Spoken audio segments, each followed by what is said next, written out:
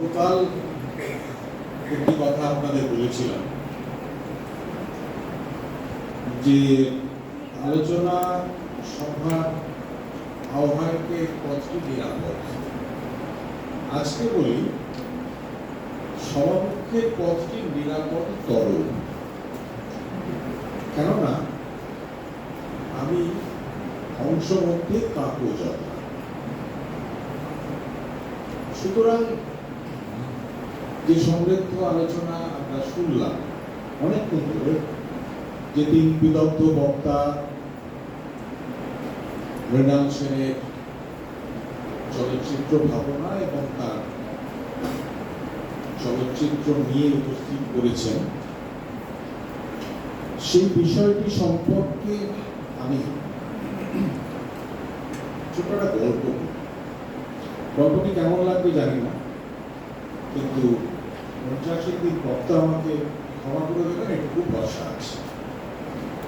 দিলীপ কুমার রায়ের নাম আপনারা শুনেছেন। দিলেন্দ্রলাল রায়ের ছেলে, তার ডাক নাম ছিল মন্টু। তো দিলীপ বাবু একবার শরৎচন্দ্রের কাছে এসেছেন। শরৎচন্দ্র তখন বড় বড় এক দামা খাচ্ছে, বললেন মন্টু এসো। সরকার কলকাতায় ফয়াজ খান সাহেব এসেছেন, বিখ্যাত গাইয়ে, আপনি কি গান শুনতে যাবেন? সরকার বললেন গায়ে তো ভালো, থামতে জানে কি? তারপর শরৎচন্দ্র একটি যোগ বললেন যে শোনো মন্টু, এই ফয়াজ খান সাহেবের মতো একজন বিখ্যাত গায়কের গান আমি শুনতে গিয়েছিলাম। তো দেখলাম যে তিনি একটি লাইন ঘুরে ঘুরে গাইছেন,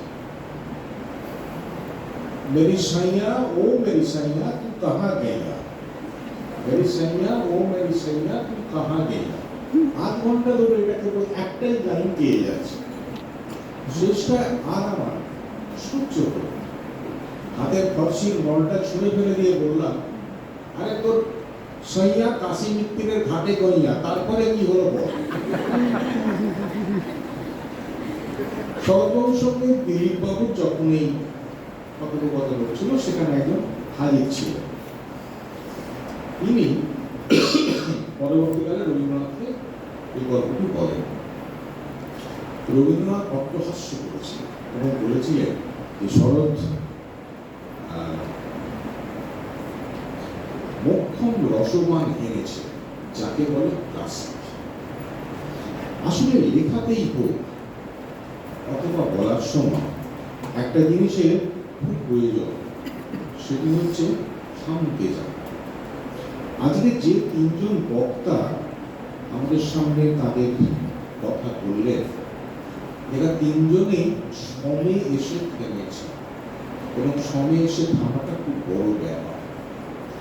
যে মৃণাল সেন তার সমাজকে দেখেছেন, যে মৃণাল সেন তার সময়কে দেখেছেন, যে মৃণাল সেন চারিপাশের মানুষকে দেখেছেন, এবং তার চলচ্চিত্র ভাবনার দ্বারা জারিত করে তুলে এনেছেন তার চলচ্চিত্রের মধ্যে সময় ধরে ধরে এবং ব্যক্তি মৃণাল সেনকে ধরে এই যে অত্যন্ত সমৃদ্ধ একটি অধিবেশন আজকে অনুষ্ঠিত হলো, এ কিন্তু শেষ হলে বইগুলো না শেষ।